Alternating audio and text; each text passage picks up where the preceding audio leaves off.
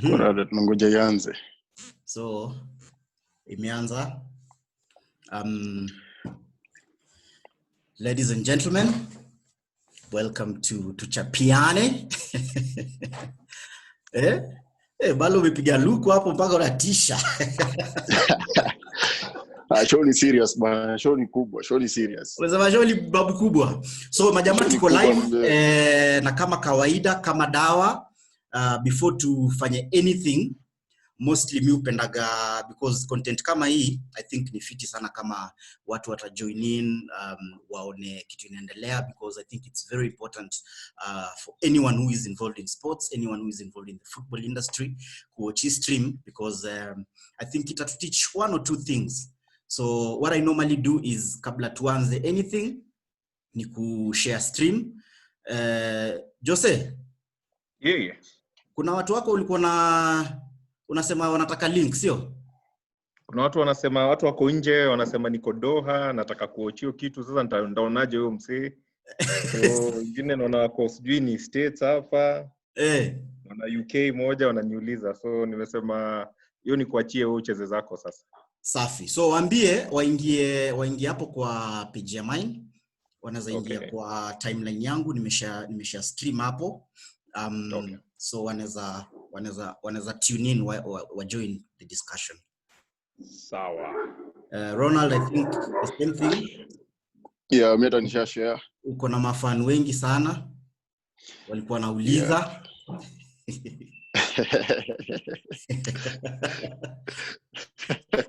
So show ni 1 hour and kama kawaida I think let's just keep it brief kama tunapeana points so that we all have an equal time ya ku express ourselves. So tutaanza na introductions briefly.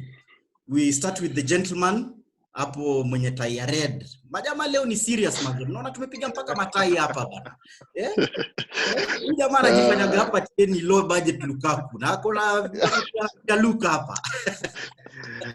So tutaanza na wewe Jose, just introduce yourself, tell us who you are and what you do. Sawa. Mimi like watu wameona kwa posters, mimi naitwa Joseph Okumu. Line yangu main kabisa ni marketing. Na unajua pia kwa marketing kuna vitu mingi. Kwa marketing kuna watu wako oriented social media, kuna watu wako oriented mambo za branding, kuna watu wengine wako oriented mambo ya communication, kuna watu wengine kuna orientation mingi sana katika marketing. So ukisema marketing ni broad sana, but mimi passion yangu ni brands. Mimi napenda kujenga vitu. I like building brands. That's what I can say is my orientation in marketing. All right. From scratch. Lakini sasa recently pia niko na interest kubwa sana na social media. Na ile angle ya social media ile inaweza saidia mtu ama company ama entity kujibrand ama kupata mileage. So branding na social media sana ndo direction mupenda. So I consult, nufanya watu ma jobs na consult ya company kama sasa 3 hivi. Especially on social media kwa sababu ya hii time ya corona mazeni tricky. Watu wanafunga biz, wengine busy low, so a lot of people wanatafuta marketing experts waambie sasa itakuaje. Busy yangu mazee siku hizi siuzi, busy yangu siku hizi tuliambiwa tufunge ama siku hizi lazima nifunge by siku za curfew by 6. Nezaje get wateja, how can I increase sales, how can I increase viewership. So hizo ndo vitu sasa nimekuwa nikisaidia watu sana the past 1 month or so. Mazeni na experience bigi jo. Hii story ya marketing nilianza maybe 2003. So mimi ni mbuyu. Mimi sikachana sana. Nilianza 2003. So hiyo ndo nikaa 17 years nimekuwa nikifanya marketing. But bulk experience yangu nimefanya kwa mabanks, nimekuwa kama tatu big hivi. Nimefanya marketing yangu pia nje, nimefanya ma countries kama UG, TZ, South Africa. So hii ni field naelewa sana na nimeenjoy. Hii ni kitu mimi hufanya yani kama na enjoy sana. Si job kwangu ni tunaweza sema ni passion. So that's what I do mostly. Low budget Lukaku. Baba, Hey, tangu Kericho tujaonana bana. Yes, siku mingi lakini nakufuatilia kwa tuchapiani daily hizo mashow zako. You fiti sana by the way. Yeah, na I'm so privileged and humbled to be part of today's episode. And it's so important and I think it's so vital. Yeah, manze. So ni fiti kwa show leo. So, hebu tuambie kwa kinagaubaga, introduce what you do. Most people know Ronald the player. Just tell us briefly about that part of you, alafu tupeleke side nyingine ya Ronald the brand. Yeah, I think watu wengi wananijua kama Ronald Okoth. Basically, I'm a footballer, nachezea Sofapaka Football Club, but before nimechezea Mathare United, nimekuwa Western Stima, nimekuwa Nairobi Stima, Mahakama, Gor Mahia, Congo United, Jericho Stars, Salim Sportif. Yeah, so I'm a player. My career, hiyo ndio kitu nafanya, nacheza ball, nacheza Sofapaka, country contracted Sofapaka Football Club. Now, apart from just being a footballer, I'm also a sports analyst. I'm a pundit in some of these mainstream media stations. And I'm also the founder of Arrow Sports and Arrow Sports Soccer Academy.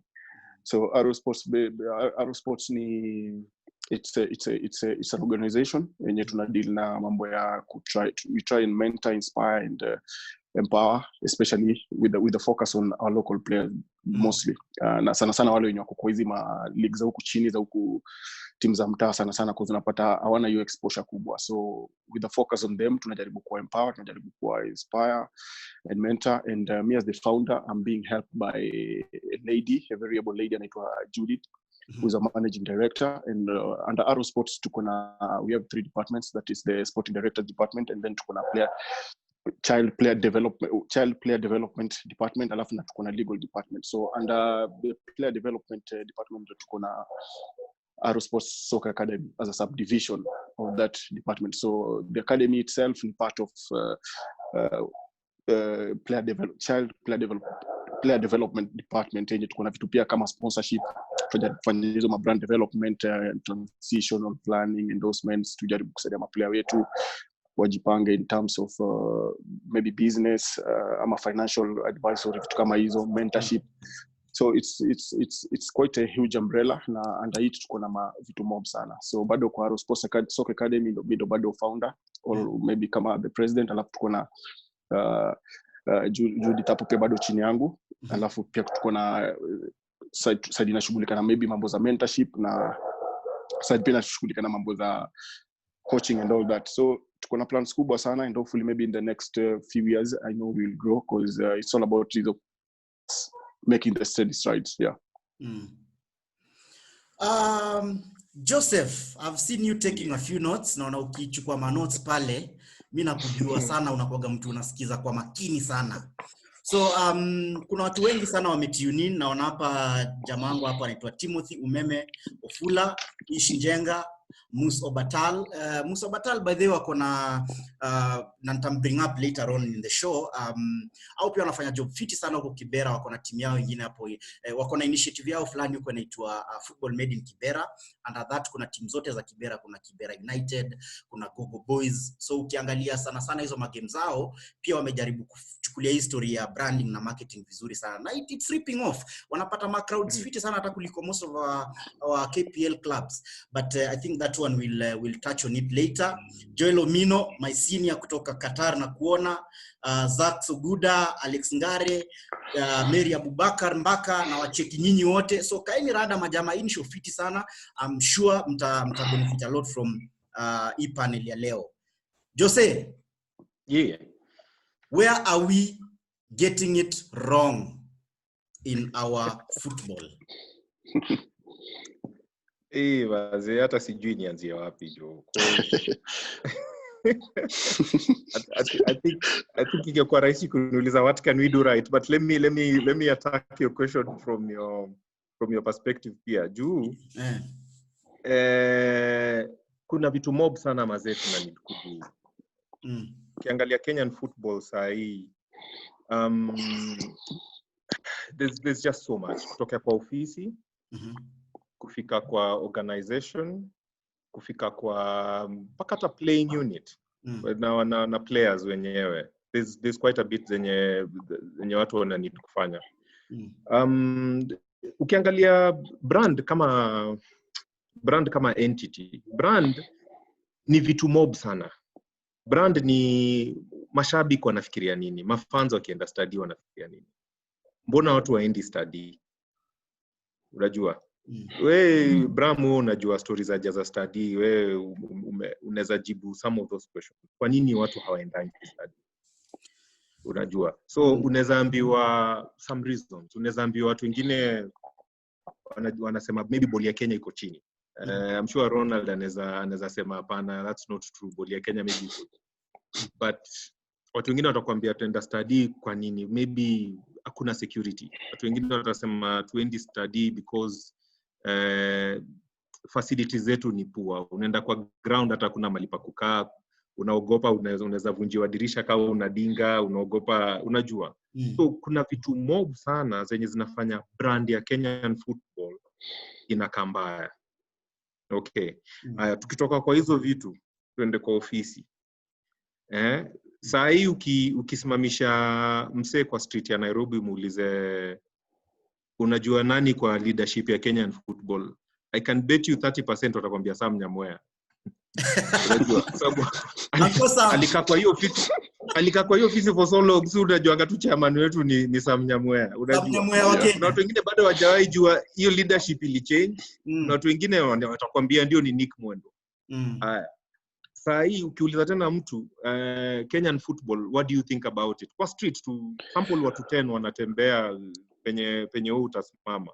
Utasikia some words, utasikia corruption, utasikia do, utasikia players za wachungwi, utasikia mchango siku za tona kubwa kama AFCON, unajua utasikia tu vitu, lakini kupata kitu positive ni hard. So utasikia tu hizo vitu negative kwanza. Utasikia corruption, tutachangisha siku za World Cup, siku za AFCON, maplayer kesho ni ball, kesho kuna mechi, lakini maplayer hajui hata kama wanaenda, hawana tiko, hawana, hizo ndio vitu utasikia about Kenya. Haya, ukiangalia stories za kuna mechi kesho Nyayo Stadium for example, utashangaa sasa nani ndo wana manage tickets, nani ndo sasa wana manage nini. So utasikia tu vitu mob about Kenya.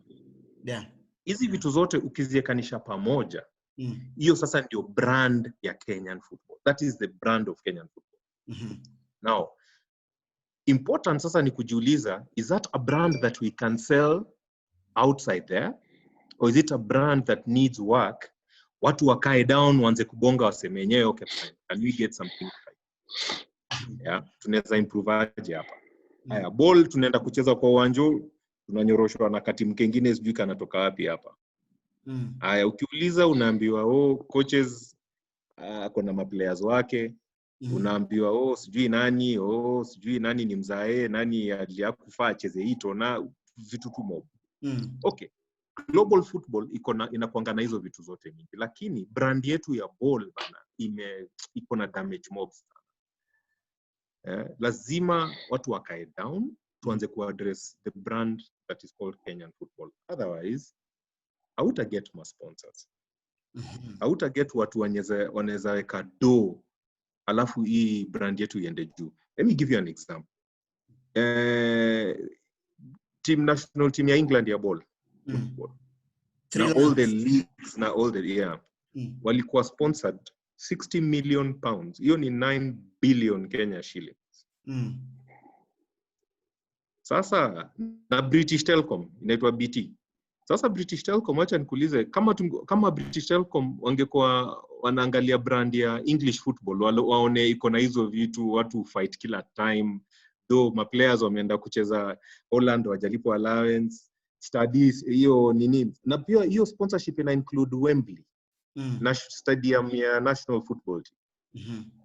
So can you imagine Wembley inakaa sijui aje, gava wanatumia Jamhuri Day ya huko, Jamhuri Day ya England sijui hata ni gani. So unaweza imagine hawangepewa hiyo do kama brand yao ingekuwa mbaya. And that's the problem with Kenyan football. Our brand is so poor. This will be my summary. Our brand is so poor. We are not attracting the right partners for our sport. We are not attracting the right partners in our sport, and you have to tell us how we can turn that around. But kabla tukuje pale, Ronald Okoth, wewe ni jamaa saizi unacheza ball bado actively in the Kenyan Premier League. We know very well our league doesn't pay much. Mtu kama mimi nimekuwa victim of the Kenyan Premier League because mimi niliachapia ball at a very young age because of frustrations na vitu kama hizo. But haujaacha hiyo ikakuwa ni kizuizi for you not packaging yourself as a person, as a brand. Wewe ni brand ambassador wa Eagle. Uko na Arrow Sports Management, unafanya vitu na academy, unaget. Juzi nimekuwa na programs fulani za online, unafanya ma trainings online na vitu kama hizo. These are the things we want our players to do. Can you tell us something? What did it take you? Uliamka tu siku moja ukasema lazima nijibebe kama mtu tofauti ama ilikuwaje? Kwa sababu unajua bafiti. Asante male. Kabla ni ende kwa hiyo point raise, I think naweza kubaliana na Jose because I think issue tunayo kubwa sana in terms of ball yetu ni tunalack zile organizational factors, because unapata without the organizational factors in place, I think that's why we don't even have a brand in terms of ball yetu. Hatuwezi attract the right sponsors ama the right guys to come on board. So these organizational factors, I think ni gava na federation inafaa kushikana pamoja, because ukipata federation ina struggle, ukipata gava pia iko interested kusupport ball, alafu uone ligi yetu yenyewe pia ina struggle. So definitely ma clubs zetu mob zita struggle, and that's why unaona club kama CMO walipata na walkover, Sony pia walipata na walkover kidogo akaenda, because always expect club itakuwa stable kama ligi yenyewe iko stable, federation haiko stable, unapata gava yenyewe iko interested. So I think lack of the organizational factors, vitu kama incentives, either sponsorship, facilities in place, academies, yani it takes a lot man to raise kufanya ball at least ikwe package like a brand. But having said that, one other thing I wanted to add on hiyo kitu liniuliza, mimi niliamua tu siku moja, nitaamka tu siku moja and I just want to be my own biggest fan, because tulipata una realize ukiwa kijana uko na zile ambitions za maybe kuna kucheza pro hizo nini, but as time goes by una realize chances zako zinadidimia. So you being a local player, what can you do differently that itaanza ku change life yako positively? So I just decided one day that I want to be my own biggest fan, and I want to enjoy each and every moment being a Kenyan Premier League footballer, because again unapata sisi ma player, most of us, I'm sorry to say, we really take these opportunities to konazo for granted. Unapata mtu maybe ako Sofapaka, mtu maybe ako maybe Gor Mahia, FC Leopards, Tusker, yani moja tuko reluctant, yani because tuna feel we'll be there all that time. So hatutaki ku maximize on opportunities zenye ziko nje, zina exist beside kucheza tu ball pale ndani. So mimi niliamua niaje, mimi I'm lucky, not that mimi hata najua ball hapana. I think it takes luck. So kila siku mimi najambia I'm lucky na ile time ni kwa hii club kama unajua ball wewe ni mdeadly. Lakini unajua kuna watu deadly by the pale nje kutuliko nataka nafasi hizi tuko nazo, but unapata wapati, but unapata sisi watu wenyewe tuko nazo, we take them for granted. That's why unapata tutaki maximize kwa hizo opportunity. So me it's all about just nataka ku achieve something different apart from just playing inside the field, because my players wengi wana believe you being a footballer, it's all about kwenda kucheza pale ball ndani, ukishamaliza you're done, unaenda home. Watu wengi hawajui that you can maximize on the opportunity of trying to create and build your own brand and be your own biggest fan. And the only way you can do that is actually just being your own biggest fan. Unafaa kurealize unaweza kwa brand yako, uache kujita siji Messi, uache kujita siji nani, uache kujita nani, uanze kujita mimi Ronaldo Koth yani. Yeah, because umepata by the mapleo wanatumia majina fani hapa kwa hizo social media and everything. Ina limit sana in terms of hata engagement na watu wanaweza wasaidia. So it's all about mimi niliamua I just want to build my own brand. Kuna possibilities mingi na opportunities mingi zina exist hapa nje, and I think being a footballer, the best way you can maximize on them is just try and package yourself in the right way and ku maximize those opportunities. So pole tuna hivyo ndo tunaendelea. Kara, kuna mtu anaitwa Junior Mwendwa anasema on attracting stakeholders: 1, discipline ya fans; 2, a corruption free federation. Then just a quick one, Karaje, Hata kupatia scenario hapa. Tuko pamoja? Nakusikia. Umepewa Gor. Umarket. Umepewa either Gor, najua ni mtu wa FC. Umepewa FC Leopards. Umarket. Tuanzie hapo tuanzie. Umepewa FC Leopards umarket Nataka utupeleke through the steps zile unaweza take to make it attractive to sponsors. Okay. Mazebudo umeniambush, lakini acha nikwambie. First of all, unaangalia hiyo club Ingwe. Fanbase ya Ingwe ni wapi? Western. Najua. Yes, Western. Na baadaye hata ime grow beyond. Na mabeste kutoka counties za Central na wapi wana follow Ingwe all over the place. Alafu imeenda paka diaspora. So lazima sasa udefine catchment area hiyo brand yako. Sasa nasema Ingwe as a brand, catchment area yake ama catchment opportunity yake ni gani? Unaitafuta. Okay? Number 2, unai-engage vizuri. Sasa wacha nikwambie by engagement. Watu lazima wafuate hiyo club kama dini. Na there are some things that you have to do. Lazima uongee na watu wana follow hiyo club. Lazima uengage. Ana naongea Kiluya sasa nasema lazima.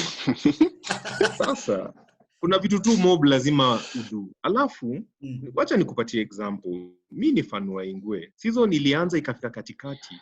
Tumeitisha mazema jazi, replica jazi, hazijafika. Alafu zikifika hakuna za madem, hakuna za watu hii. Ninatoi watatu maze. Watu hii tumeenda nao mpaka stadi Machakos. Tumevaa tu nguo zetu maumau, tunazita maumau. Hatujavaa jazi. Sasa how do you capture that? Ingwe lazima ijue pia kuna like boy wangu wako 6 years. Tani nipatie as an example. Huyo ni future Ingwe fan. Yeah. Pia sasa na support Ingwe. Unajua naweza enda Machakos saa 8. Watu hii wacheze, wako engaged about football na vitu kama hizo. So by the time kick-off inafika, hata watu hii imagination yao imekuwa captured. Wanajua, maze, ball ni fun. Juu wakienda lazima watacheza, watasosi, alafu game, mzae enjoy, alafu after that. Huyo mtu hii atakuwa anasikia match day, anajua leo ni siku ya kuvaa jazi, leo ni siku ya kwenda stadium. Mpaka ile time, atakuwa pia yeye mbuyu na mbuyu wake. Unaona? But si ufikiria tu mimi. Alafu study unafika 4, hakuna kitu ingine, activity ingine ni ule mse wa njugu na soda anapita hapo na mkombera, hakuna kitu ingine. Game ikiisha, watu ndani ya dinga ama ndani ya matri, watu wameenda huko. Hakuna kitu ingine, hakuna magazine ile, yani match day magazine ujue tumesign player fulani nini. Ingwe wanajaribu because at least ukienda Instagram wako, ukienda Twitter at least unaona profile ya player, kumekuwa na improvement hii season. Unaona? So there are small things that your improvement ya Ingwe, sorry to cut you short, this season, is it based on the fact that they have a younger and visionary chairman?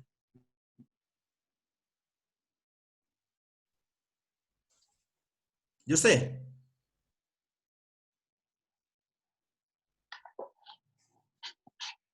Jose ni kama amepotea kidogo. Jose inakaa watu FC wamekukatia network nini Jose? Mimi niko sijui amniski. Kama umehangia hewa hapo, mtu ametoa cross ukahang. Tunakusikia sasa. Hata wewe ulihang, nilikuwa nashanga huyu boy ni aje. Tunakusikia. Mwa kuongea kislow mode ndio endelee. You see, in any situation lazima pia ufikirie from perspective ya youth. Unajua, mimi hata nikupatie example. I think ilikuwa 88. First time nilienda Nyayo Stadium na budangu kuona game ya FC. I think ilikuwa KTM. Unajua. So, hiyo maze that thing haijawahi toka kwa mind yangu. As in nimeenda na budangu study na tuko na game yani. Unajua live au wakina Mikiweche unawasikia kwa radio ndio wao hiyo thinking ya how do we bring the other generation in continuously, how do we engage them. Mabuda wameshadai. Mabuda wakienda kwani sasa kama uja engage ingine itakuwa ni hard kuget watu. itakuwa ni hard ku engage fan base. So hiyo ni point lazima maze. Na unaona vile umemention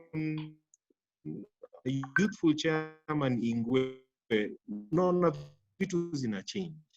Wakipiga signing tunapewa information, Rwanda ametoka wapi, alikuwa anacheza APR, alikuwa nini, yeye ni striker, hebu nini skill strengths zake. Kitambo maze tulikuwa tu unaenda study unaanza kuuliza una ule boy ni nani pale number 6. Unajua hata hujasikia haujui.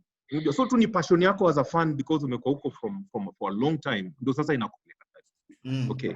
Now most importantly, club pia lazima ikuwe consistent. Consistency maze ndio itasaidia brand igrow.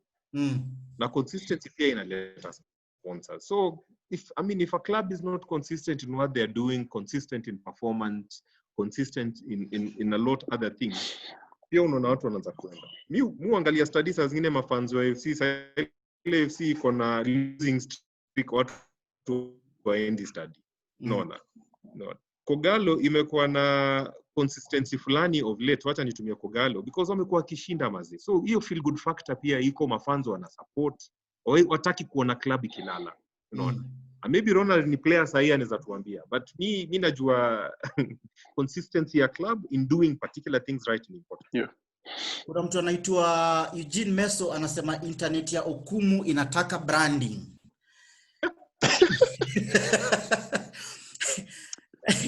Balo, hiyo na yangu iko sawa. Sijui kama Balo, kabla tukuje kwako, kuna vitu nataka kukutake through because I think we want to move to the next step which is social media.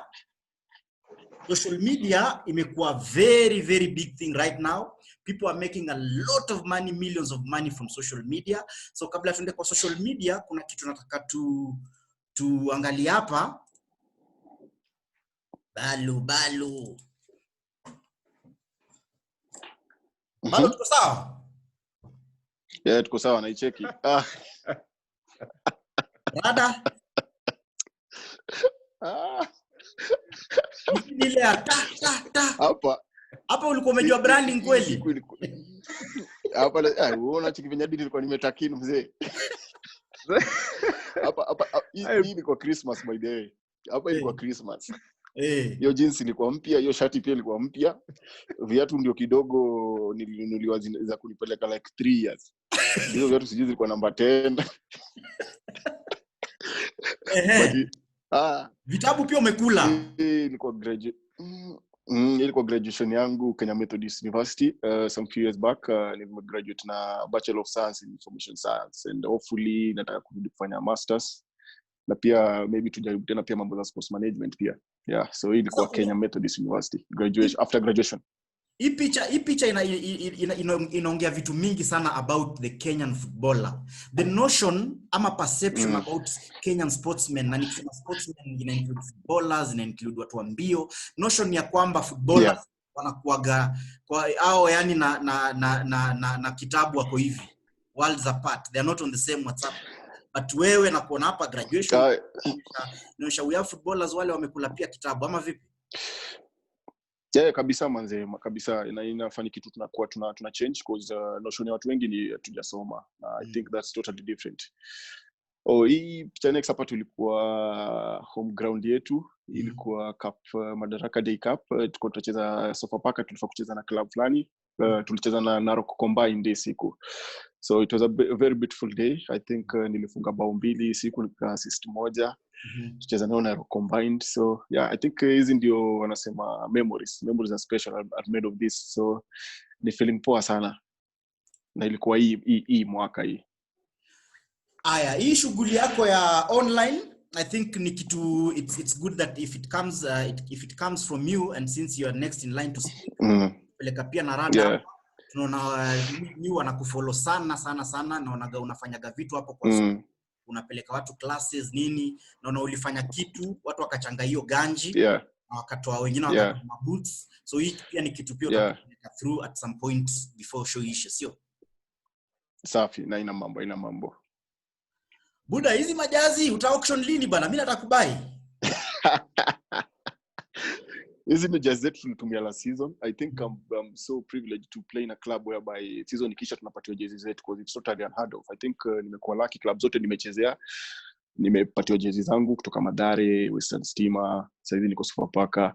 So hizi zilikuwa za last season tulikuwa tunatumia kwa 22 ya yellow ndio ilikuwa away. Ya white mbele ni blue, hiyo ndio zilikuwa zetu za home. So as you can see imepigwa autograph na kila mtu kwa team, kutoka kwa president himself Mr.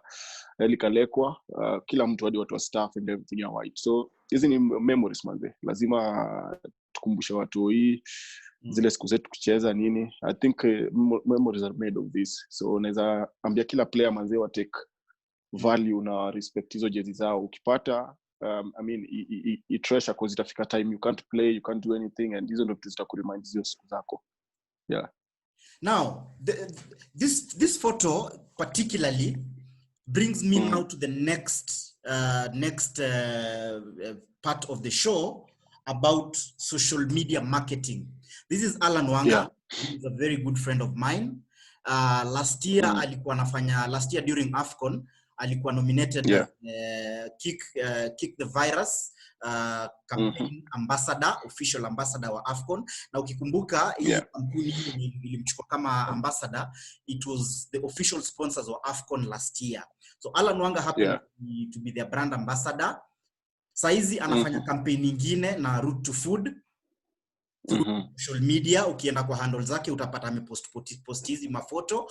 And then we have this called Evelyn Owala. She's a world champion kwa bodybuilding, hizo stories za bodybuilding, masumbi na vitu kama hizo. So is a fitness. So yeye pia unacheki anapata ma endorsements kwa maisha, kuna kwa maisha. This is Evelyn, if for those who know her, anakuwa pia na session fulani ya gym asubuhi. And then kuna udem anaitwa Kaluhi's Kitchen. The reason why I'm putting these people is because if you notice, sijatumia watu kama kina Jalango, angalia mtu kama Karismim, sijatumia Jalango, sijatumia kina Maina Kageni, nimetumia watu wale. They're getting endorsements not because they're very big celebrities, but because of what they're doing on social media, content creation.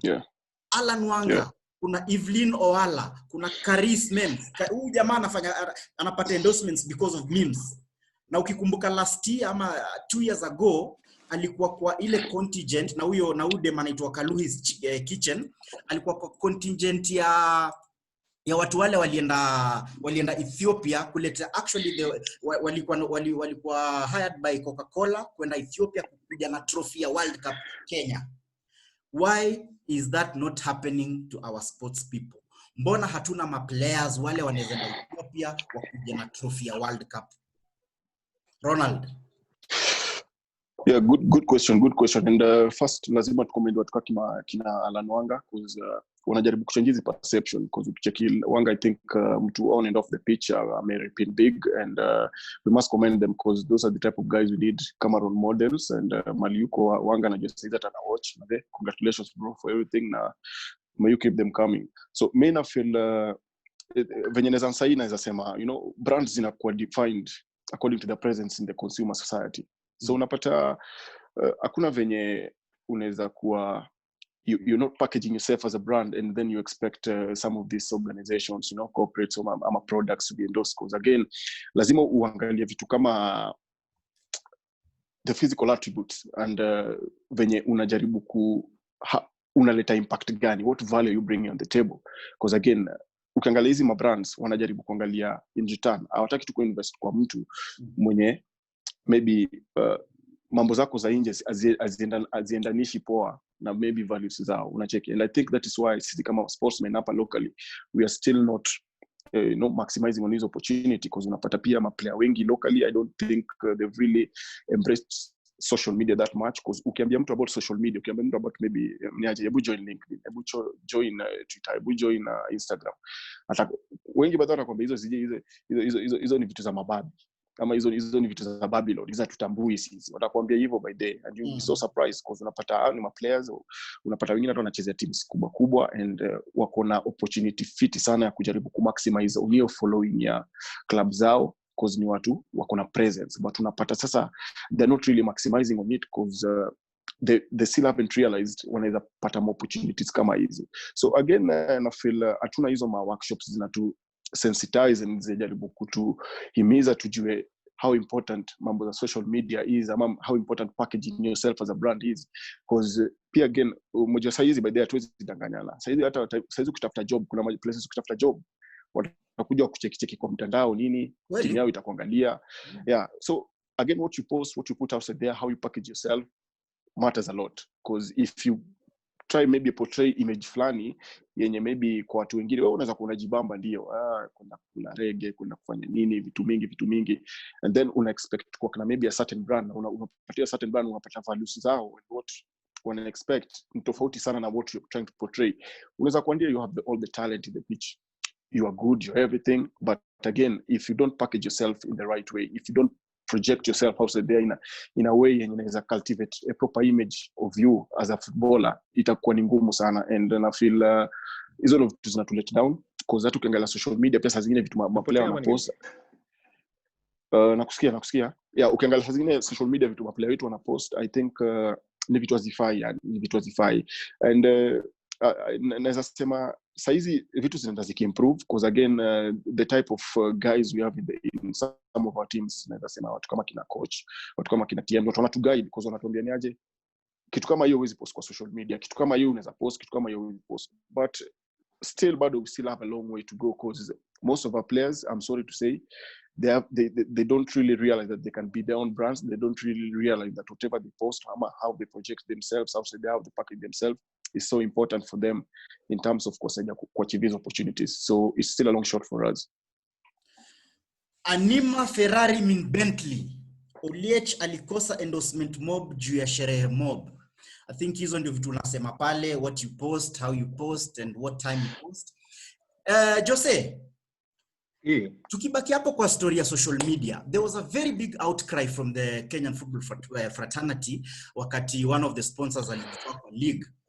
Teams including FC Leopards, teams including Gor Mahia, walikama wakaanza kulia, wanalia sijui tumetolewa hiyo tumetolewa ganji ile kidogo tulikuwa, because honestly ukiniuliza sponsor anafaa kukutafuta. Haufai kutafuta sponsor ukiwa na fan base ya team kama FC Leopards, ukiwa na fan base ya team kama Gor Mahia. Angalia mtu kama Cristiano Ronaldo is the highest paid sports personality on Instagram.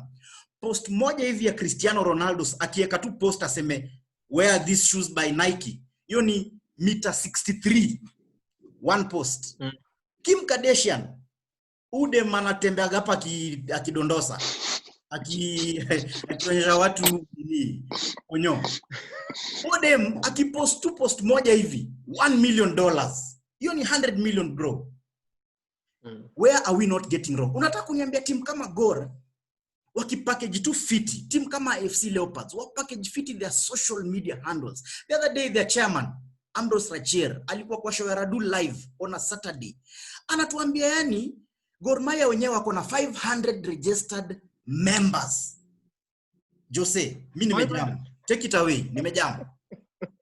Take it away.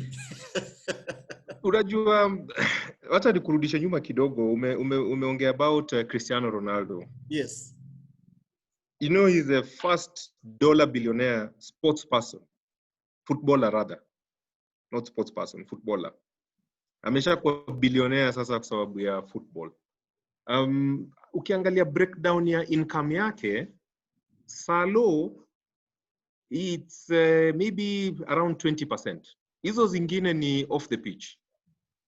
My endorsements, zile vitu nasema ma followership na ma mention zile anaweza piga watu alafu ana ando. So hiyo it did not happen ati aliamka siku moja na ikakuwa hivyo. Unajua Cristiano alisign Man U which year? 2000 huko. Hiyo ni timu hata si jukawa in exist. Early 2000. Tuseme 16 years ago. Charlie amekuwa consistently anajenga brand yake. He's been working on his brand consistently. Kwa hivyo, lesson number 1, brand si kitu unajenga na one day. Yeah. It can take you years, even more than 10 years if you are a football team. But the most important thing is to start, unaanza kufikiria na ile logic, I am building something. Ni kama kujenga tu hao. lazima niweke foundation, lazima niweke hizi vitu, lazima nitafute maudiro, nitafute expert wa hii. You have to think strategically kama unataka kubuild kitu. Lakini sasa ubaya yetu, you get a new office, there is no direction. Huyu msee akitoka hakuna direction. Huyu msee akitoka hakuna direction. So at the end of the day imepita Ronaldo mazee si nimu yangu kushinda Harambee Stars na Kenyan football. But how come Ronaldo mtu mmoja analipwa 9 billion akona hiyo endorsement yote, hiyo reach yote ya 81.7 million followers, sijui ni Twitter ama ni what? YouTube, Instagram ama Twitter. 81.7 million. Na ni mtu amekuja after Harambee Stars tumeshacheza maball kutoka 1950 something Gossage Cup. So it just tells you that we have not been intentional. Kujenga brand mazee lazima tupange, lazima tukue na document tuseme hata ofisi ikichange, this is the brand of Kenyan football you want to build. Itakuwa na these particular precepts ama these particular building blocks. Kama ni integrity, kama ni excellence, kama ni nini, na we don't compromise. Yeah? Alafu pia unaambia watu pia wa join. You have to give a rallying call bana. Umepea na example ya Kogalo. Kogalo is I think one of the best teams hii Eastern Central. Wachana na Kenya alone. Yeah. Unajua. But ukienda study watu wamejaa. Unataka kuniambia vile Rachera anasema kuna 500 members. Kwani watu kuja study mbona wajakuwa signed up? Au watu wanaweza jaza Kasarani Kogalo. Aya, that tells me organization yao si poa. Because endeni grassroots. Ambieni watu register na 100 bob. Utapata members buda. Kama wapatia watu program ya registration, you can't have a big club like that with 500 members bana. This day and age bana. Hiyo inafai kwenye ma youth clubs zao. Tukiwa bado kwa hiyo story ya nini ya I think ya celebrities, kuna mtu hapa anaitwa Boita Kaloki anasema ana disagree na hiyo story ya Deno kukosa endorsements juu ya sherehe, because anasema kulikuwa na watu controversial kama kina Tiger Woods, despite of their behavior bado walikuwa na sign multi-million dollar endorsements. Kuna Ben Mugavana anasema we went to the stadium without marketing. Where did the rain start beating us? And how will marketing get Kenyans back to the stadium? Because honestly speaking, Joseph and Ronald, we know where the problem is. The problem is the reason why the EPL is the most attractive league in Europe is because of the fan base. Na hiyo fan base inakuja kwa terrace. Sisi tutafanya nini ndio turudishe watu kwa study? Marketing itatusaidiaje? Because we have a campaign. We are running a campaign called Just a Study Initiative. We've gone to the ground, we've spoken to people, tumauliza kwa nini hamwendi study. Watu wanatupatia excuses. Watu wanasema mademo wanakuambia choo ni chafu, wengine wanakuambia hakuna mali pa kukaa, wengine wanakuambia stories za security, wengine wanakuambia hizo stories za advertisement na vitu kama hizo. So marketing itatusaidiaje kurudisha watu study? Tuanze na wewe Ronald, because wewe unacheza kwa league na unajua zile shida unapitia. Well, I'd like to look at it from a different angle. Unapata marketing is part of seeking your brand identity. Unaona? So marketing inafolanda vitu kama hizo packaging. I mean, how are you packaging our league? How are you advertising it? How are you marketing it, you know? Ukipata, naweza kupata example, kuna games, by the games zote nimeenda kucheza ushago up country.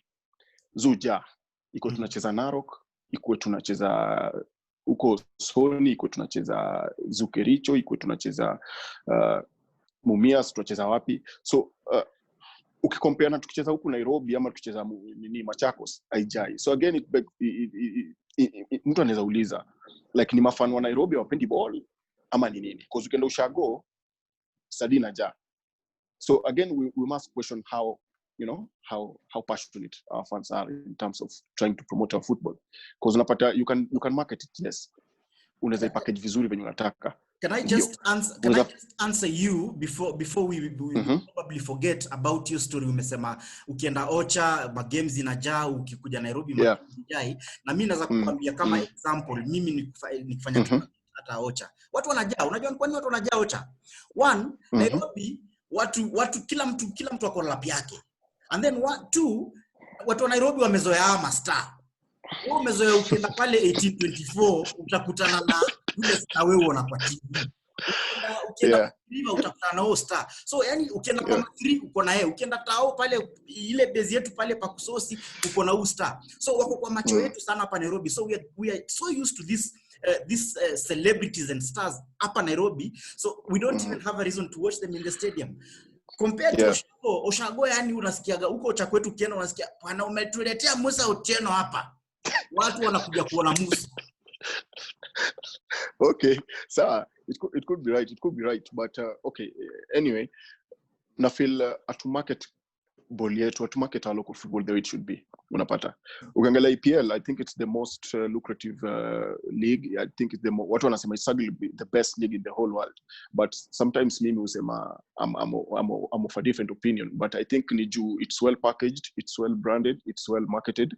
That's why unapata wako na hiyo power wako nayo. So I think it's just the same thing we can try and apply back home.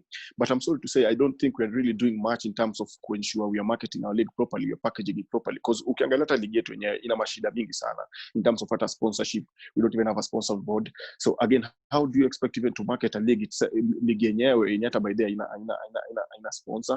Mwacheki ma clubs zina struggle by there, which is true. Unapata kurana by there club ni ngumu sana. So unapata the league without even having a sponsor, you don't even expect some of these clubs to even be able to sustain themselves. Plus again, tunafaa kujiuliza vitu tatu. Ligi yetu, is it entertaining?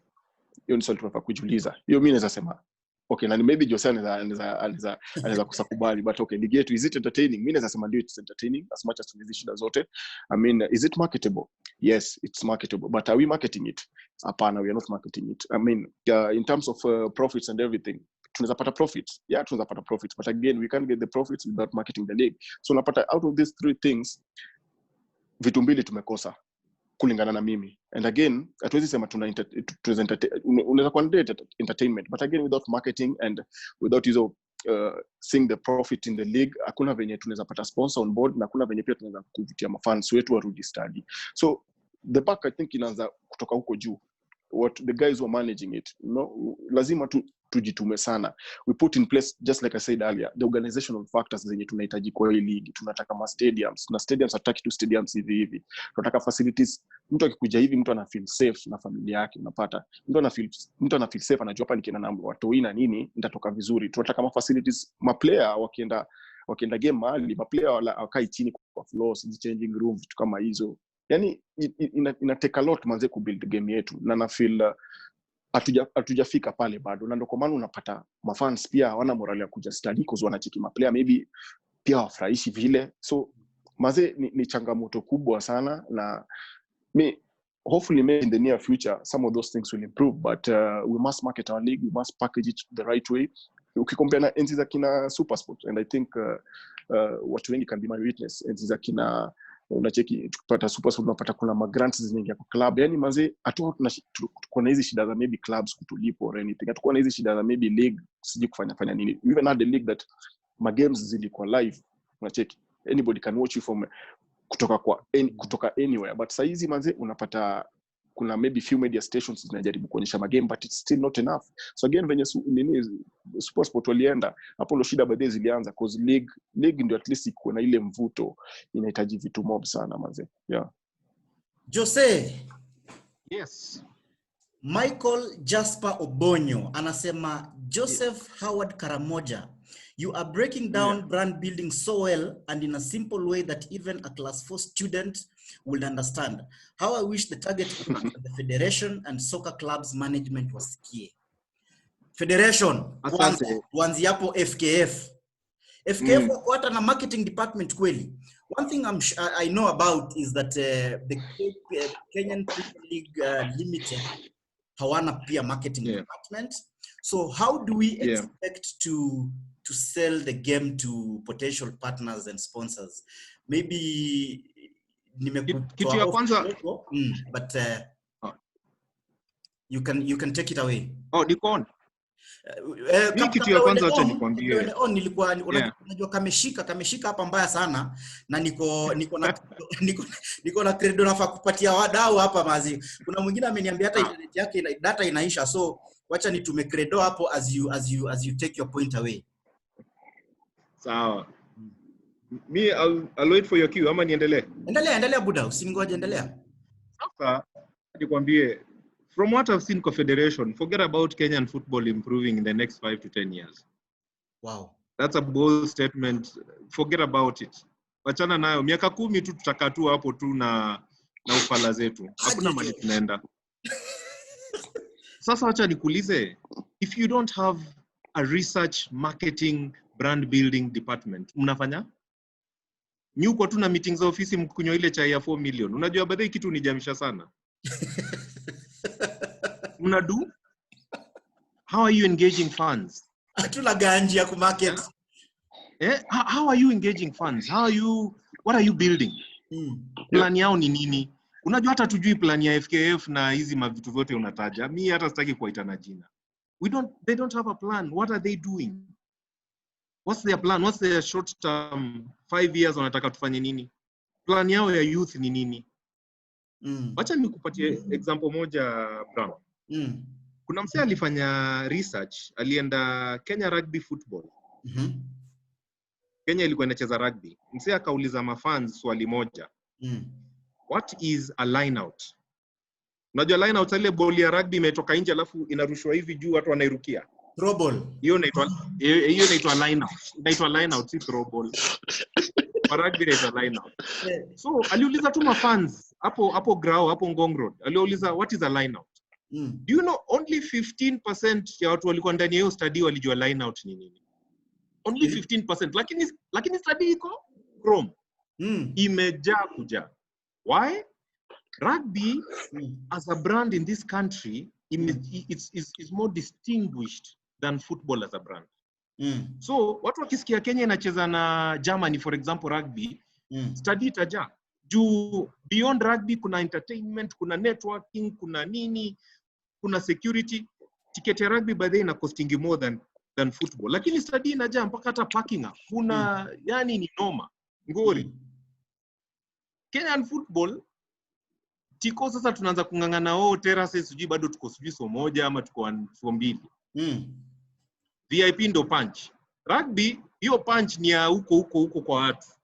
Kama ni VIP unaweza lipata 2500 ndo kwa zile mahema huko kando. Unaona? So Kenyan football mazee has a lot to learn. So unaona only 15% of people wanna understand what a line out is. Inamaanisha watu wameenda kuona rugby, they are not even just there for the game. They are there because this brand wameenda kuona mayengs generating kila kitu na Eugene Meso. Tunajua wanaenda kuna kuanga na camp ya Tusker. EABL kwanza inakuanga tu na kona yake. Unajua? So watu wenda kuona rugby wanajua what to expect when there's a rugby match. Yeah. Unajua? Wewe angalia performance ya rugby teams Kenya. Weka sevens, weka women's, weka nini zote zinakuanga top. Sevens tumecheza World Cup. Unaona? Why? Watu walikuwa na plan, walienda mashule. Kitambo rugby ilikuwa inachezwa Nairobi na Maseno penye nilisoma. Siku hizi rugby iko mpaka Ocha huko mazee unajua? Rugby iko mpaka Ocha na hizo timu za Ocha zinanyorosha timu za Nairobi. Siku hizi sisikiangi sijui patch, sijui changes au nyoroshwa tu clean. Kwa sababu rugby ilikuwa na hiyo development plan. Okay, afikiri vile watapeleka hii brand to the next level. Au nafikiria nani atakuwa chairman? Period. Elections. Akiwa chairman World Cup ikuje dozi lost. Turudi tena pale. World Cup ikuje tushindwe kwenda AFCON. Tushindwe kulipa coach. Tushindwe kufanya hii si ufala. So if they don't have that build, yani mimi hata nimejam, hata nijamkaa tuone nitupe watch.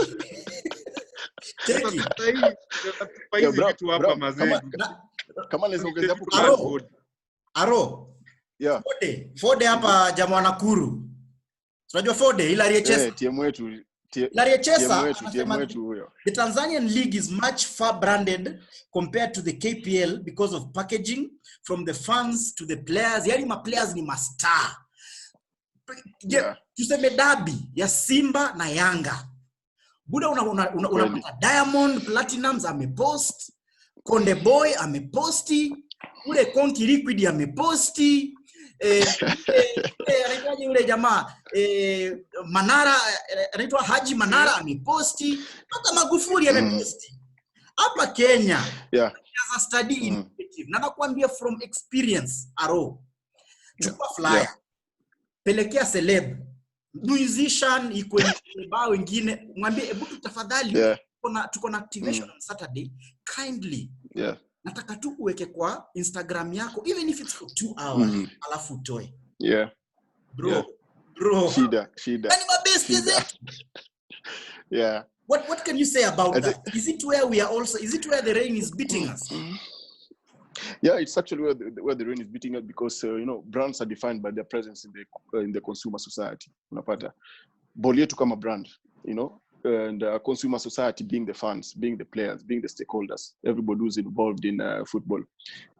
Brand yetu inatubamba vile tunataka. Sidhani kama inatubamba vile tunataka. Ukipata boli yetu ama tuseme brand yetu as a league itself, unapata vitu kama maybe emotional connotations, ina relate na ujamaa. Cause unapata venye Joseph amesema before, emotional connotations hapo umepoteza hawa watu wetu wa Islando. Unapata venye unacheki venye sasa venye kina Nashipaya wana support Leeds, ile die hard unacheki. Kina Zaksoguda wana support Moroni Youth die hard, hawatambui timu nyingine, watabia Moroni Youth, kufa na kupona. Cause wanapata hiyo wanapata hiyo hisia na hiyo team, unacheki. Sasa hizo ndio tunafaa kujiuliza, ligi yetu ama matimu zetu zinatupatia hiyo hisia kama venye watu wa TZ inawapatia. Cause unapata TZ wamepackage by the ball yao fiti sana. Kwa time nilikuwa trial some few back nilienda team inaitwa African Lyon, and it was actually a very good experience. Tulienda huko watu maplayer 3. The moment tulikuwa tumefika hivi airport, tayari tulikuwa shandiko kwa gazeti yao, Mwana Sport yao, kuna wachezaji kutoka Kenya bla bla bla wamekuja. By that tulikuwa expect, tulichukuliwa vizuri, tukapelekwa hoteli, tukapatana na huyo mdosi alitupeleka nini. By the tulititiwa kama professionals, and I think they value their players, they value their football so much, and hiyo ndio tofauti yao na tofauti yetu. Because unapata sisi yetu we are still tuko bent on fighting for positions and all that, but tukipata huku chini nothing is really going on. We don't have sponsors on board, we don't have fans coming to the stadium. Tunapata maclubs inaumia, vitu ziko tu all over in shambles, and I think hiyo ndio tunatuset apart na TZ. I think they're so passionate about their football in terms of even supporting their own players, because ukipata by the player anacheza TZ, ukiona following yake kwa social media, it's so huge manzi. It's so huge, and the ripping thing from that. Sisi huku unapata hata mtu maybe kufollow ni shida. Wenye wanajaribu kuweka hiyo brand, kubuild hiyo brand nini, unapata they don't even get that following, they don't even get that backup. But ukicompare na TZ, ukikima player wao, watu wako na like 200k followers, 300k followers, 400k, 500k, na wao wanacheza local. Kahata juzi ameenda TZ. Kahata alienda TZ akiwa na I think almost 800 followers. Sasa hizo kangala Kahata, I think Kahata hit almost 50k in just a few months. Na inaweza kutelio passion mafans wa Simba wako nao towards their club, ama mafans wa club zingine ziko nao towards. I can also give an example of Dennis Odiambo badali akienda African Cup. Dennis Odiambo I think alienda African Cup na 600 followers.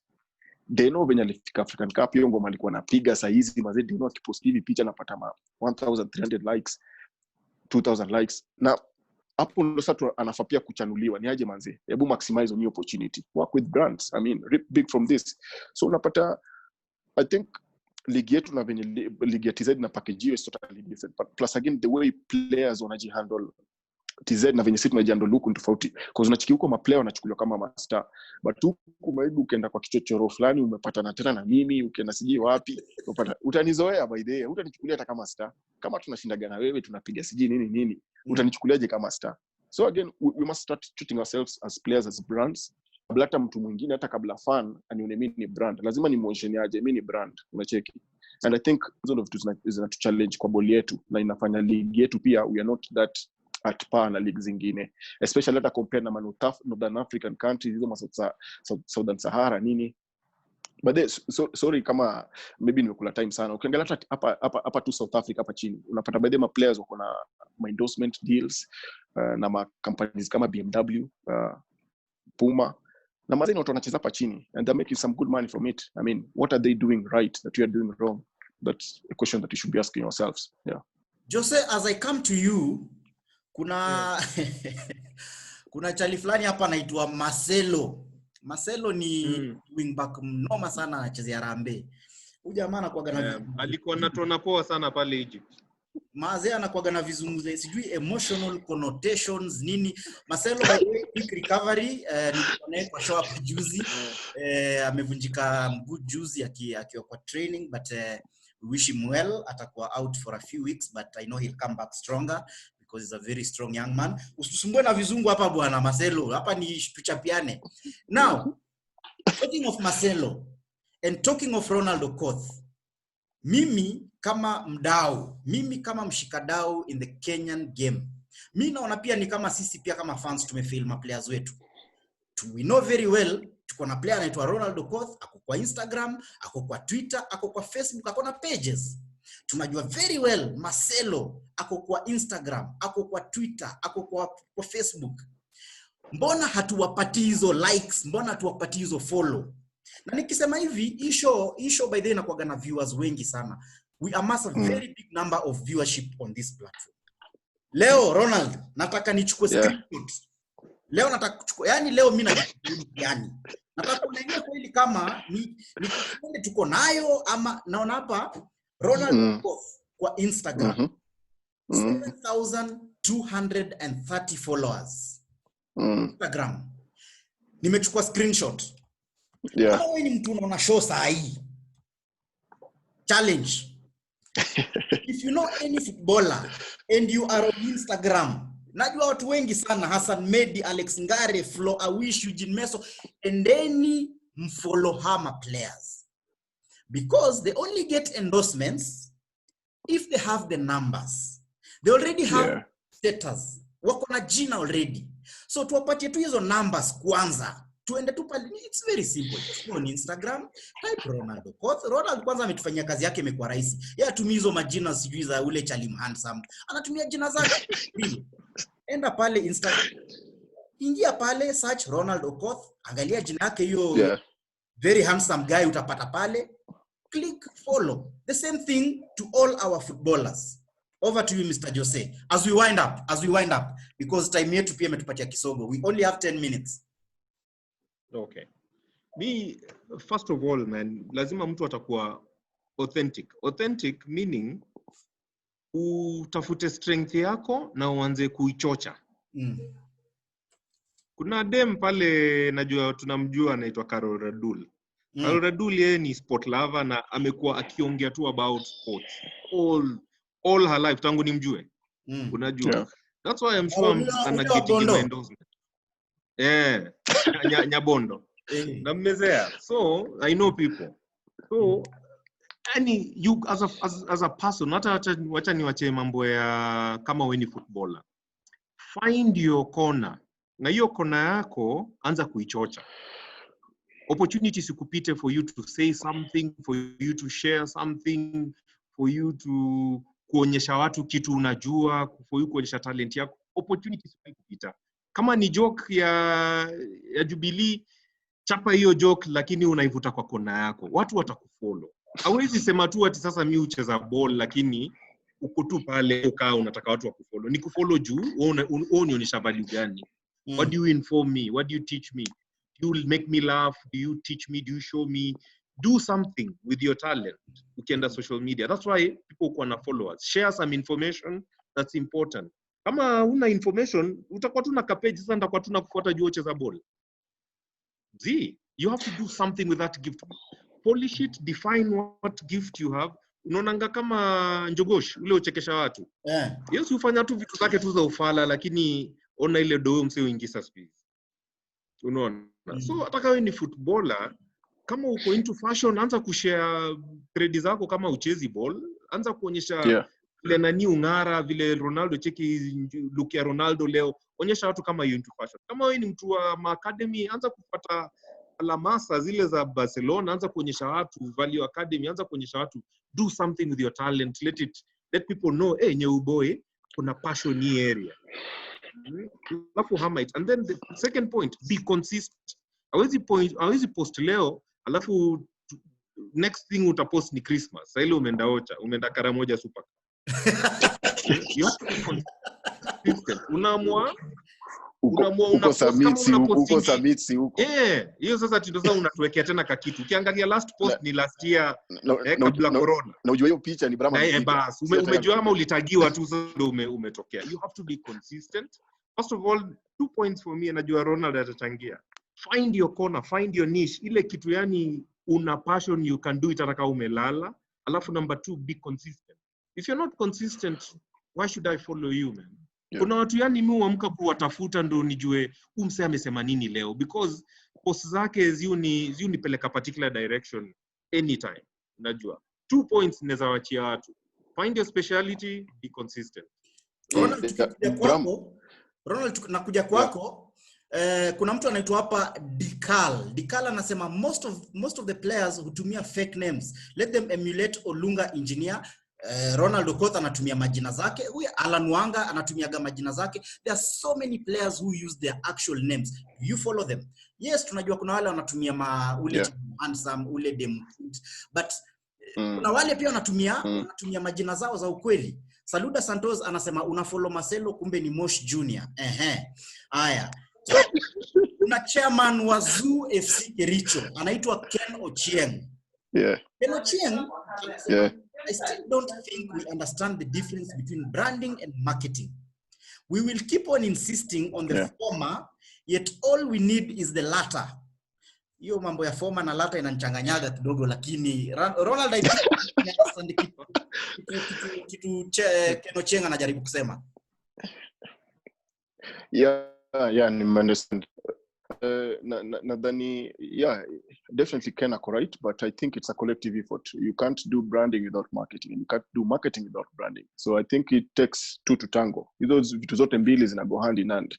Tunataka branding, huwezi fanya branding na ukose marketing. So tunalaka kwa zote, and the sooner the earlier we start maybe engaging on some of these things, the better. If I cannot on kitu Jose alikuwa amesema before, naweza advice kwa player wetu like venye tu umesema, find your speciality. Kama tuseme uko LinkedIn, I mean jua venye una associate na watu, jua venye una engage na followers wako in different social circles. Just hold on there. Yeah. Umesema story ya LinkedIn. Kuna watu wajui LinkedIn ni nini. Watu wanajua tu Facebook, watu wanajua Instagram, watu wanajua Twitter. LinkedIn ndio nishina bwana. Manze, that's the most professional site I've ever seen. Cause mimi pale nimepata network na watu wengi sana wa maana sana. Cause ile by the way, it's more of a professional site for you to network and to connect with other professionals in different fields. And from up on by day nilipata watu kama that's where I got in touch with watu kama Equity Sports. Huko ndo aliniona actually, and they did their due diligence. Now they approached me and Kasimaniaje, we would like to work with you. We noticed you're a Kenyan footballer. You're doing this, whatever you engage with, umetufurahisha sana, and we are looking for brand ambassadors, and we feel you can make a good brand ambassador since wanajaribu ku extend branch yao Kenya and everything. So unapata platform kama LinkedIn manze imenisaidia sana. Hapo ndo nimepata, I've been trying to network with like partners, with like coaches, football agents who we are trying to work with at Taro Sports, scouts, yani watu wanatoka kwa platform kama zote. So that's the most professional site. Ukitaka kutafuta watu watakusaidia in real life na maybe in your projects. I think that's the way to go, and it's so important for you to package yourself properly as a professional kwa your platform, because vitu utapost pale, huwezi post vitu unapost pale, huwezi post Facebook, majokes zingine huwezi peleka pale, because there is all about professional. And so it's important for players to know how to engage with their followers in different social circles. Vitu unasema kwa Facebook probably si vitu utasema kwa Twitter, because again lazima uangalie who are you engaging with. And again it's important tena maze kujaribu kuavoid vitu fulani. Kuna topics on religion, topics on vitu kama politics, vitu kama hizo mambo za sexuality, vitu kama hizo kama player avoid kabisa, because unapata you have fans from both sets cutting across watu wote. So ukiingilia mambo ya religion, ukianza kuongea vibaya siji nini utapoteza mafans, plus you will even lose potential employers ama potential even sponsors and endorsers. Ukianza kuongea maybe juu ya certain sexuality and everything, unaweza lose my fans. So again, it's so important to know vitu wa kusema na vitu za kutosema. But ukiwa tu ni mtu yani wewe unapigana na watu vita huko kwa social media, unapigana yani you just you're just careless with what you put across, it will cost you a lot. Because again, if you're building your brand, it's so important to know what to put across there for people to see and what to withhold with yourself. So ni important sana manze, ni important. Jose, I think unataka kujump in, na kabla ujump in kuna mtu hapa anaitwa Zedi Dan anasema these players also have to engage fans, otherwise ni ngumu mchezaji apate followers ama likes. I think new story ya maybe kuna ma players wale wanaona kama comments ni mingi na vitu kama hizo. And then Alex Ngare anasema huwezi follow player ukimsifu, it's fine. If you give a different opinion unapiga block. Indian players need to learn. Yani ni kama kuna ma player ukiwa follow ukiwa sifu iko tu sawa, ukibonga mbaya unapeleka kwa barafu. And then Charlie Blackman anasema hata mtu wako aliunfollow watu na unfriend, they are all the same. And then Eric Marcelo Ouma has come back again with English. Anasema without branding you may achieve success, but with branding your success will be far more substantial. Kijana ya Kakamega High School. Jose, sum it up. Nataka nipatie watu difference ya brand. Unataka kama game umepotea kidogo. Nataka kudefine watu brand ni nini. Ndio watu wakitoka hapa wajue brand ni nini na tofauti ni nini. So, acha nikupatie example. Sai nikikupatia skari kwa kikombe, skari imejaa kikombe full. Hiyo ni product. You know that is a product. Sugar is a product. Okay? The other thing, nikikupatia skari na iko kwa package imeandikwa Mumias Sugar, PO Box, na iko na hizo colors za Mumias imeandikwa hapo nini na iko kwa package poa. Hiyo ni brand. It's not just sugar. It's now not just a product. Imetoka from a product, imeenda to a brand level. Unajua ile unaweza hata ambia mtu enda uninunulie sukari, usinunue ya Sony, nunua ya Mumias. Hiyo sasa imeanza kuwa brand. Where a brand is just a product that has differentiated itself. The same way as you define that, as you define that, is it the same way tunajua tu ukitumwa dawa ya meno ni Colgate na ukitumwa ni Colgate. Exactly. Kama ukitumwa sabuni ni Omo. Sabuni ya kufua ni Omo. So imetoka kwa product, sasa imekuwa ni brand. So imetoka kwa Kenyan football lazima itoke from basic product to something that is branded. You can see the office, you can see the organization, you can see the ethic, you can see the plan, you can master plan yao ni nini, the effect has on people. Give you an example. Brazilian football is not just football. It is hata mpaka inaitwa samba football. Unaona? Dutch football iko na identity yake. English football watu sema ni orodha lakini iko na identity yake. Iko na mpaka headquarters, iko na Wembley, iko na FA, iko na kila kitu. Kenyan football mazesa zina hata ujui tournament za Kenyan football. Au ujui ni Super 8, KPLC Cup, sijui nini cup ingine tena inaekwa katikati ya ligi. Au ujui hata sasa Kenyan football. Harambee Stars hata uniform saa zingine ni noma. Au ujui tutacheza na uniform gani? Tona imefika tona mpya unaona sasa hii ni Mikasa. Mikasa imetoa uniform ya purple. Unashanga buda sasa hapa tuko ama. What's our brand? We are still a product as Kenyan football. So we have to think strategically, tunatokaje kwa product tuende kwa brand. Our colors, our office, our every aspect of our football lazima ita change ndio iende ifike brand level. Otherwise tutakuwa matu hapa.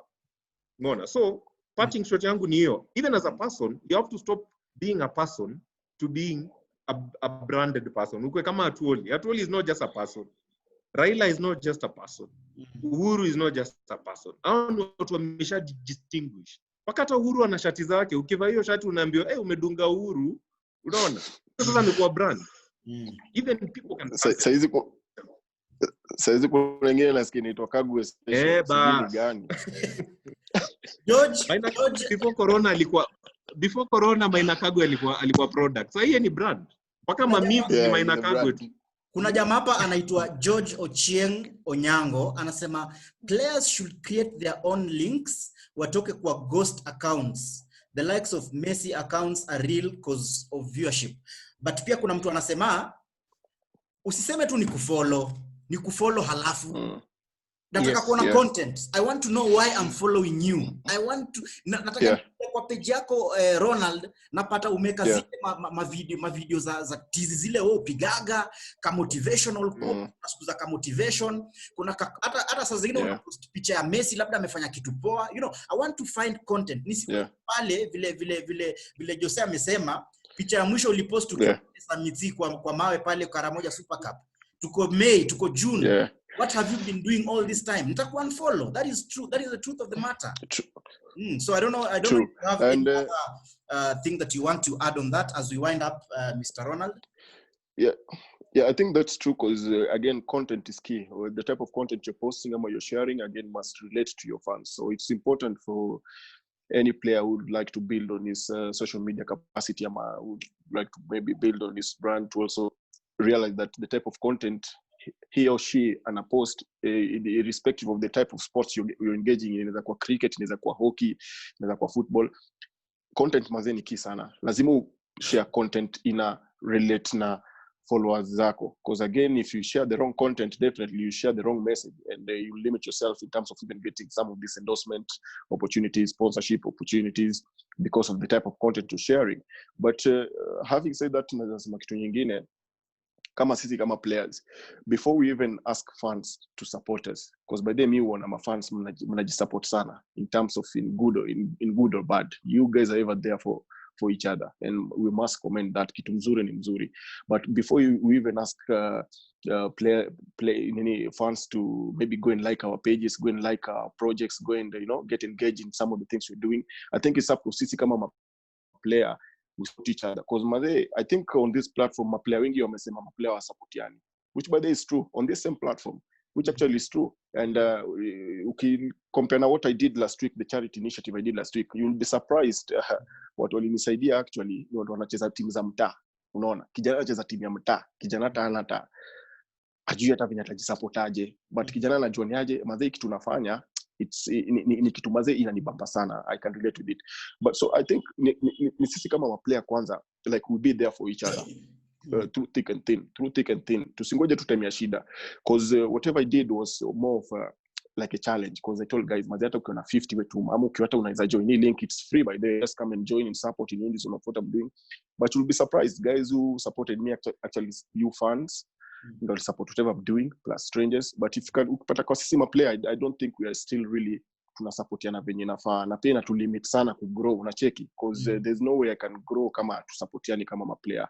And I think it's something that we can copy from you fans, the way you guys have been there for each other through thick and thin.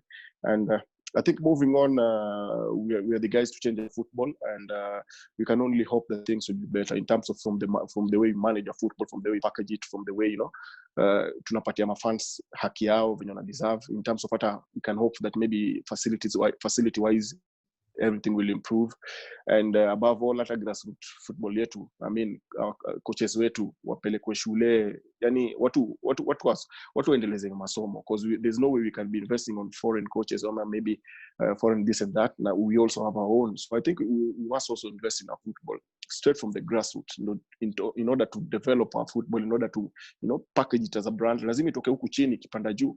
So it's a challenge for those guys in office. I mean, let's value our own fans. Let's value our own local players. Tusikue tu we are shining away our local players because maybe mtu anacheza maybe Chemo, mtu anacheza Sony, ama maybe utambue huyu. I mean, let's build fast before we even wanasema you dance wapi before you dance a yard. Dance a yard before you dance abroad. Yeah. So maze exactly maze. So jukumu ni letu, and hopefully I'm optimistic things are going good, and projects tunafanya ndogo tunajua hizo kidogo inajaza kibaba, itasaidia mahali in terms of developing our football as Zaro Sports and as Zaro Sports Academy. Yeah. Jose, as we come to your parting shot, I want to read a comment here from a guy called a brother of mine who is in the US. is called Felix Makacha. Fellow is one of the Kenyan legends. Yeye pia amecheza game hapa, but saizi pia anafanya mambo yake huko States. Kabla nisome comment yake, naona hapa Patrick Matasi ndio Kenya 1 saizi. Ule tunajua. Kipa ametushikia AFCON, amesema mpaka pena ya Mane. Anasema mbona yeye pia umfollow? Bro, ujue Matasi ni kandugu ya mine. Ni wandae. Matasi. Yeah. Matasi za zingine waga make post. Kurula malava. Kidogo kichwa imekatwa, auoni ujui kama ni Matasi ama ni ndugu yake. So Patrick Matasi, guys, also as you go and follow Ronald Okoth, kindly pitieni pia pale kwa Matasi mpatie ka follow please bazi. Amenitumia mpaka M-Pesa, amesema nimtaje. So Karaje, as you wind up, Felix Makacha anasema a player who is hiding even himself has no self-confidence which limits their future plans. And I think hiyo anamaanisha wale maplayer wanatumia ma AKA huko kwa ma Instagram na kwa ma social media. Jose, wewe ndio unatupatia parting shot. Hiyo kwanza ni scene number 1 because watu wanataka kukujua. Yeah, so it's very important that you come out to clearly define who you are. Kama unataka kutumia inaitwa nini AKA ama alias, utumie from the beginning na watu wajue ni wewe. Unajua, lakini huwezi anza sasa unasijui mwingine ati anaitwa nani na watu wanakujua differently. Kwanza una lose opportunity ya followership. Can you imagine Eliud Kipchoge kama sasa angekuwa anatumia jina ingine na akienda kuchapa ile 159? Unajua, alienda tu kama Eliud Kipchoge ule chalio Eldoret na the whole world inamfuata after chape hiyo kitu. So in case success ikuje na watu wanakuanza kugoogle na watu wakupati, ni hard sana. First thing, siku moja by the nataka kuambia ma players, go and google yourself. Enda tuweke jina yako kwa Google. What does Google say about you? Itakuuliza did you mean? Kama but hata hiyo ni poa. Afadhali ikuulize did you mean somebody else, lakini utajua sasa kumbe utajua ujui. Ndio sasa uanze kujengea hapo. Start building. Fungua accounts, like na pia si lazima uende kwa si lazima uende Twitter nini. Ingia Instagram na Facebook maybe, ama utafute ingine moja. That's it. Alafu uanza tu kupost content pole. Ukiwa na mabeste wako juu kama wakina Alan Wanga, anza kuwatag ama waambie mazee na jaribu kufanya. Hiyo anaweza kupromote wakina Ronald Dawa, wakina Mangiri Saba wataanza kupromote. But pia tafuta ile story watu pia wanaweza kutafuta nayo pia. Si ati tu hakunanga kitu wewe usema ama unaweka picha imekatwa uso vile unasema. But watu wanaweza support. Bram, can I quickly say something kidogo? Yes, please. Yeah, naweza sema sometime back through Arrow Sports tulijaribu kutafuta some sponsorship and endorsement deal for some few players na company fulani, ni company kubwa by the ya nutrition and supplement. So unapata this guy they were so in it, hii company. So akatuambia niaje, which players are you proposing for this deal? Tukasema player XYZ. Wakacheki profile yao wakasema wana fit bill yetu, so maybe we can set up a meeting tupatane nao at least tujue to value according to what they bring on the table in terms of venye wako kwa club zao, venye wanacheza, stats and everything. So maze ilifika time ya ku connect ama player to the meeting. Unajua walinilenga by the end. It was a deal that was on the table. Yani kuwa like a brand ambassador to work with a brand X, because by then ni kampuni kubwa sana nutrition and supplement inajulikana world mzima. Mazee walinichenga. So unapata pia maplayer wetu tunachukulia vitu vingine kama mzaha, because hao ilikuwa like maybe wanataka kujenga pesa na sisi, because everything was on the table, kila kitu kati yake, kila mtu nini walichenga. So ikakuwa mazee mpaka ule mdosi anakosana, karibu tutakosana na yeye, kwa sababu unajua ni relationship yetu ndio inaharibika, because anadhani maybe mimi namchenga. But again unapata ni hao maplayer wetu ndio wali back out. Yani ilikuwa sasa ni kama mimi ndio naitaka sana kualiko. So again ni hapo sisi maplayer manze lazima tu wake up. We must wake up manze.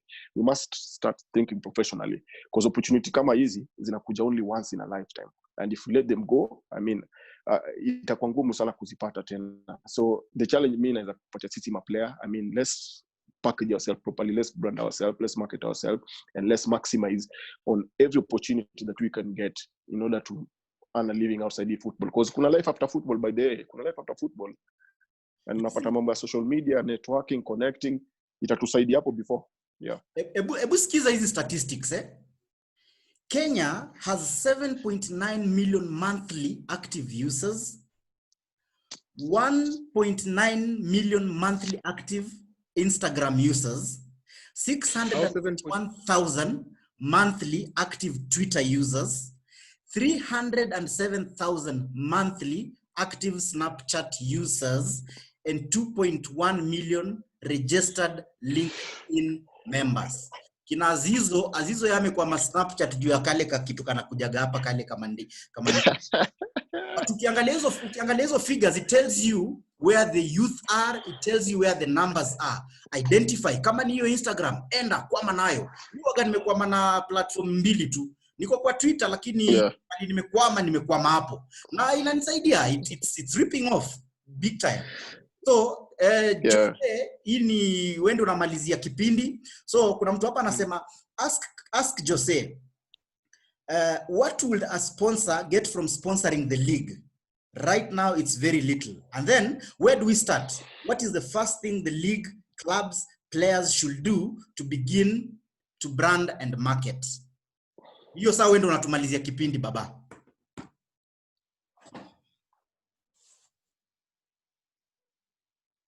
First of all, sponsor is the sponsor getting number one in terms of money.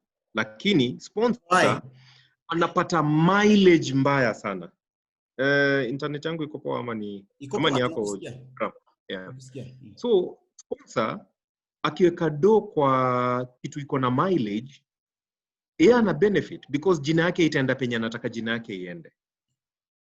If you're a national brand, tuseme kama we ni whichever, wacha ni name names. Ukiweka ball kwa Kenyan football inachezwa mpaka Awendo kule kwa kona. Iko huko Chemelil, iko Coast somewhere, iko wapi. Na wewe ndio uko na hizo rights za sponsorship. Ukimensioniwa kwa TV, kwa press, kwa gazeti, jina yako iko. Title ni jina yako inasema kwanza. Nakumbuka. Yeah, kama ni SportPesa, Premier League ama whatever. So we as a sponsor una get mileage, brand yako inajulikana penye unataka iende. Unaona? Teams normally benefit because sasa ile pesa imekuwa kwa hiyo league ama kwa hiyo tona. Unaona kama English Premier League for example, acha nipeane hiyo example because watu wengi wako familiar. Mtu akiwa promoted kutoka championship uingie EPL, watu celebrate kwanza juu ni do imeingia. Kuna do fulani league itawapatia sababu mmeingia EPL. So mnaweza hata make study, mnaweza fanya vitu fulani zile mlikuwa hamna do ya kudu. Alafu tena kuna ile incentive. Maze ukifika tu number 4 Champions League, tena kuna do tu fulani yako ya hiyo club. So watu wanakiliana waingie hiyo Champions League. So na hiyo sasa unajua Champions League hizo ni league mazezi na do because ziko na sponsors kibao. Hiki kitu kama FIFA kama sasa World Cup ile iko Doha next year. Sasa wameshapeana tenders. 2022 washa collect do as FIFA. Wameambia sponsors sisi tunapeana tickets. Wale watauza ticket zone ya Africa, zone ya Pan America, zone ya America, zone ya Europe. Wameshapeana watu. So watu wana bid wakwe na rights za kuuza tickets. So FIFA watatulia tu waseme tutapeana say 1 million tickets in Africa. Kampu fulani tuseme kama multi choice inaweza nunua hiyo rights. Nao ndio watauza tu tickets alone. Hakuna mtu mwingine Afrika anaweza uza hizo tickets. Nao sasa wanaweza uza ile do wanataka depending on. So FIFA sasa hata wameshakafunga. Wako na do already wametulia, hawana noma. Unaona? So hiyo sasa ndio importance ya federation ikiwa na do. Alafu sasa FIFA inapatia member bodies, wanapatia Kenya 20 million ya development. Ile inamangwa juu hata sijawahi ona development sijui ufanywa. Hata watapatia Malawi sijui 40 million watapatia because as a pool kuna do inachukuliwa. Unaona, me have a right to say what I have because hakuna mtu anaweza nipeleka mahali, but hizo do zi umangwa, si uongo. So hizo do kutoka FIFA na hiyo FIFA imetoa do kwa sponsors. Unaona?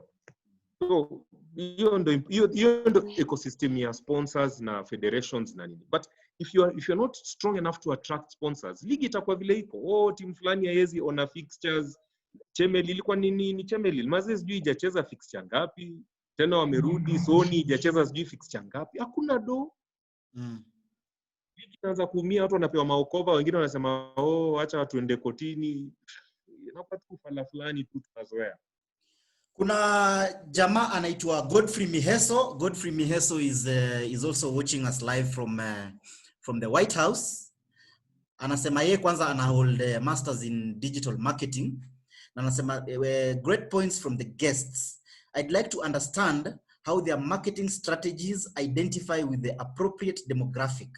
Hoping you're not marking to the wrong niche. What analytical variables are you using to measure your success, specifically in football? That's Godfrey Miheso. Na anasema hii conversation is deeper than it sounds. Na branding is a division of marketing. So sijui kama tunaweza maliza hii discussion leo ama tuweke part 2. Hiyo sasa inaingia academic, but ni kitu tunaweza, kama una time tunaweza tu pia ichambua tu hapa sasa hii. Yeah. Unaweza dissect in 2 minutes. Yeah, I mean social media iko kila mahali. Social media na digital marketing. Ako na degree ama what ya digital marketing? Masters. I mean, angalia kitu kama mobile marketing. Mobile marketing sio lazima ukue Facebook ama Twitter. Sasa hii inaweza reach madhangu mwenye akoocha na message kwa simu yake. Tu ako na handset 2. Unajua. Na anaweza pata SMS. Hiyo bado ni mobile marketing, which is part of digital marketing. So in terms of targeting na demographic, inategemea ni product gani uko nayo. Ukisha define product, sasa unaweza tambua demographic yako ili unataka kuitarget ndio ipatie the correct messaging na call to action. Alafu amebonga kitu unapimaje success. Uzuri ya social media na digital ni analytics. Inakupatia instant analytics. Sasa hii ukisponsor post about Karamoja Super Cup. Umekado kwa Instagram. Itakwambia nani wameangalia, from which town. Utaangalia kama ulikuwa umesema unataka more likes ama unataka more followership, you can quickly tell hii post inafanya poa. Na uzuri ya social media pia unaweza kata, if it's not doing well, unaangalia analytics na it's not doing well, unachuja unaweka post nyingine mara hiyo. Unajua kama you can also sponsor the post. Yes, you can sponsor the post if ukiona haiendi poa. So hiyo ndio uzuri. Na ule mtu huyo Godfrey, I'm sure anaelewa what you're talking about. Ukianza kwenda analytics, kuna kuanga na funnel ya social media marketing. Kuleta watu na result hapa chini. Ronaldo Koth, you have 1 minute to say something and then we close the show. First of all, I just want to appreciate you for giving me this platform, at least to share my views in terms of athlete brand and marketing. And I hope going forward, hopefully maybe players will support each other, and also fans will be there for players in terms of supporting them and giving them your engagement.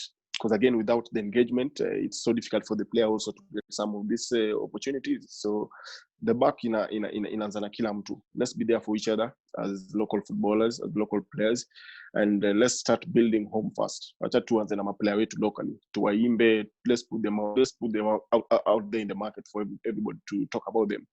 And going forward, we can only hope again that our football will improve, our league will improve, our clubs will get more sponsorships coming on board, and our players will start getting sponsorship and endorsement deals.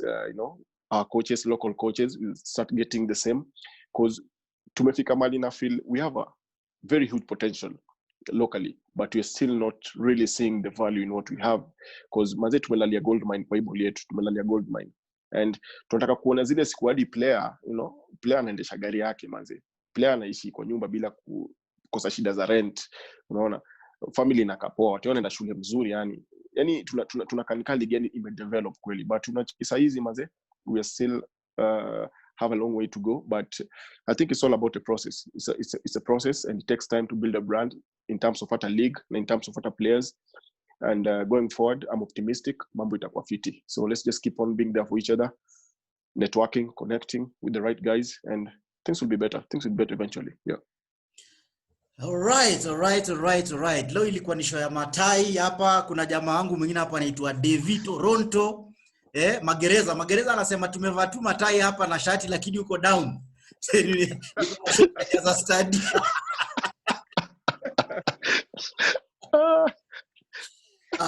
Toronto ananimulika. So kuna mdema hapa sikuwa ni mdema wa chale anasema anaitwa Peggy rides instead the future wife forever. Sasa unaona hizi ndio majina tunasema huko kwa Facebook. Mtu sana anaitwaje hivi? Imagine hiyo jina. Peggy rides instead the future wife forever. How to call yourself like that? Karamoja, hii show inahitaji part 2. Absolutely. Nakubaliana na nyinyi kabisa. Hii show, branding and marketing, we can never finish. But we must understand the importance that it plays in the game. Na nikisema game, namaanisha game ya madem, namaanisha game ya machali, namaanisha athletics, boxing, rugby, kuna game inaitwa kabadi, federation, the Kenyan Premier League, players, technical bench, and everything revolves around marketing and branding. Yeah. Tuko na job bigi sana. Hatuwezi maliza hii discussion leo na hatuwezi maliza na hii panel ya leo. Thank you so much Ronald Okoth. Thank you so much Joseph Okumu. Asanteni sana mazee kwa kuchukua time out kukam kubonga na mafano ya ball. Balo wewe bado nakuita kwa session ya ball. Leo imekuwa ni session. Haina mambo. Bado lazima nikuite kwa session ya ball tupige ile banta yetu ya pale Narok. Kwa haina mambo bro. Always available bro, na job mnafanya jaza study muendelee hivyo. Good job. Try to bring our fans back to the stadium. Msichoke, najua ni challenging but msichoke. George Ochieng Onyango anasema players should employ their own professionals to market them as brands. Hiyo tutaipiga kwa part 2. Jose, uko sawa? Mimi nashukuru mazee. Pia watu kama wanaweza ni follow, niko Twitter pale. Niko pia Instagram. Unakuja kutafuta followers. Si ndio, sina naweza wafunza juu mimi ongea sana about branding na marketing for free. So sitawalipisha. Morris Amolo Ouma, huyu jamaa wetu huko Park Road huko. Jamaa wa cricket mdeadly sana. Anasema hapa sija mention cricket. Cricket iko inakuaga moyoni. Tumekuwa kwa show na kina Ongondo. So cricket inakuaga ni every time. Hii inakata cross all sports. Kennedy Awoko Omondi aka Kenzo Matata na kucheki hapo active conversation. Yes, we radio ni jambo. Let's keep the conversation alive. Tuendelee hii discussion, hatuwezi maliza leo, but I'm hoping that mmetoka at least na notes from the panel. I think a lot of wisdom, wame shed light on some of the gray areas zile hatukuwa tuna understand. So let's keep branding, let's keep marketing our game, let's keep marketing our players, let's keep marketing our league. Siku moja itajipa ama vipi? Yep.